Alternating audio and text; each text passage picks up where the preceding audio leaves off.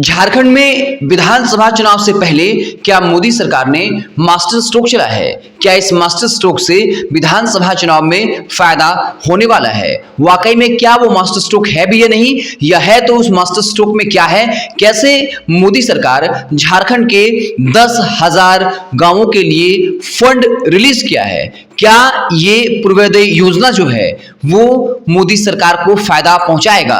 क्या वो इस मसले को विधानसभा चुनाव में जोरदार तरीके से प्रचार प्रसार करेंगे? आखिर झारखंड को इस बजट में क्या मिला? क्यों बीजेपी इसे मास्टर स्ट्रोक बता रही है? हम आपको पूरी कहानी बताते हैं। आपको बता दें कि हाल ही में बजट पास हुआ, जिसके बाद इंडिया गठबंधन के नेताओं ने कई तरह के आरोप लगाए और ये कहा कि इसमें झारखंड के लिए कुछ भी नहीं है, बल्कि चूंकि मोदी सरकार टीडीपी और जेडीयू के सहारे टिकी हुई है, इसलिए अधिकतर योजनाएं जो है वो बिहार और जो है वो तेलंगाना चली गई, जबकि यहां के लिए कुछ भी नहीं है। वही बीजेपी नेताओं का कहना है कि 10,000 गांवों को उन्नत बनाने के लिए पूर्वोदय योजना जो है उसको लॉन्च किया गया। आदिवासियों के लिए बहुत कुछ खास है इसमें, और खास करके आदिवासी गांवों को टारगेट किया गया। 19 आकांक्षी जिलों में 10,000 ऐसे गांव जहां 50% या उससे ज्यादा आदिवासी हैं, उन गांवों के लिए जो है फंड रिलीज किया गया है। पूरी ये कार्यक्रम क्या है, पूरा कहानी क्या है, आपको बताते हैं। वित्त मंत्री निर्मला सीतारमण ने बजट प्रस्ताव में प्रधानमंत्री जनजातीय उन्नत ग्राम अभियान शुरू करने का ऐलान किया।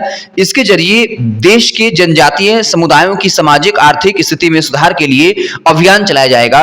इस योजना के अंतर्गत आकांक्षी जिलों और जनजातीय बहुल गांवों में आदिवासी परिवारों को पूर्ण कवरेज के लिए कदम उठाए जाएंगे।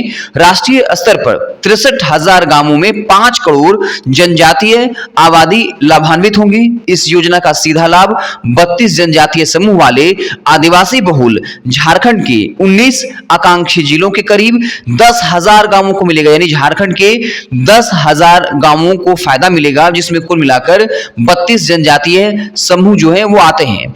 2011 की जनगणना के मुताबिक झारखंड में जनजातीय आबादी 86,45,000 है।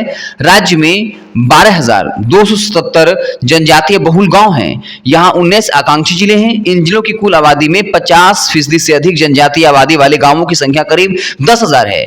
नई योजना से देश के कुल 63,000 गांवों की 5 करोड़ आबादी कवर होगी। इस लिहाज से झारखंड को 16% हिस्सा मिलने का अनुमान है। ऐसा होने पर आदिवासी बहुल क्षेत्रों में शिक्षा, स्वास्थ्य, पोषण, आय और संसाधनों का विकास, रोजगार के अवसर, सरना मसना स्थल, कृषि आदि क्षेत्रों में काम होगा। झारखंड के युवाओं के लिए क्या है? बजट में अगले 5 साल में 20 लाख युवाओं को कुशल बनाने का लक्ष्य है। झारखंड के युवा कौशल विकास में उन्नत होंगे और उनके रोजगार की संभावनाएं बढ़ेंगी। वहीं इस बार बजट में कृषि प्रक्षेत्र में झारखंड के किसानों को खेतीबाड़ी के लिए 32 कृषि और बागवानी फसलों की नई 109 उच्च पैदावार वाली और जलवायु अनुकूल किस्मों का लाभ मिल सकेगा। 1 करोड़ किसानों को प्राकृतिक कृषि के तहत सहायता दी जाएगी। इसके अलावा झारखंड स्किल डेवलपमेंट विकास सोसाइटी की ऑफिशियल वेबसाइट के मुताबिक राज्य में फिलहाल 67 लाख से अधिक युवा कौशल के विकास के लिए पंजीकृत हैं। अभी 43 लाख से अधिक प्रशिक्षित किए जा चुके हैं। पूर्वोदय योजना शुरू होने से झारखंड का होगा विकास। पूर्वोदय योजना में झारखंड समेत बिहार, पश्चिम बंगाल, उड़ीसा और आंध्र प्रदेश को शामिल किया गया है।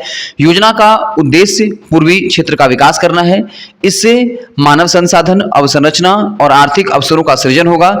इसका लाभ झारखंड के लोगों को भी होगा, ताकि यह क्षेत्र विकसित भारत के लक्ष्य को प्राप्त करने में अग्रणी भूमिका निभाए। देश के पूर्वी भाग प्राकृतिक संपदाओं से समृद्ध राज्य की सांस्कृतिक परंपराएं और सुदृढ़ होगी। इसके अलावा रेल परियोजनाओं की बजट में विस्तार मिला है। बजट में झारखंड की कई पुरानी रेल योजनाओं को विस्तार मिला है। रांची लोहरदगा टोरी लाइन का 113 किलोमीटर तक, Goilkera Manoharpur third line 40 kilometre, Rajkharsawan Sinni third line और बाडामुंडा रांची लाइन के लिए 250 करोड़ का प्रावधान किया गया है। मुरी बरकाकाना 58 किलोमीटर ट्रैक दोहरीकरण को भी गति देने का प्रस्ताव है। तो बजट में झारखंड के लिए जो है ये सारे प्रस्ताव दिए गए हैं, जहां खासकर आदिवासी गांवों को टारगेट किया गया। उसके अलावा रेल परियोजनाओं को विस्तार मिला है। उसके बाद युवाओं को स्किल करने के लिए जो है उन चीजों को और बढ़ाया गया है। लेकिन इंडिया गठबंधन के नेताओं ने कहा कि सिर्फ स्किल देने से जो है वो रोजगार पैदा नहीं होगा। मोदी सरकार रोजगार पर जो है वो बात नहीं कर रही है, और ये आरोप लगाया कि सारी जो विभाग हैं वो जेडीयू के राज्य में चले गए और टीडीपी के राज्य में चले गए, झारखंड को कुछ भी नहीं मिला, झारखंड के साथ सौतेला व्यवहार किया गया। आपको क्या लगता है कमेंट बॉक्स में जरूर बताइएगा। बहुत बहुत धन्यवाद।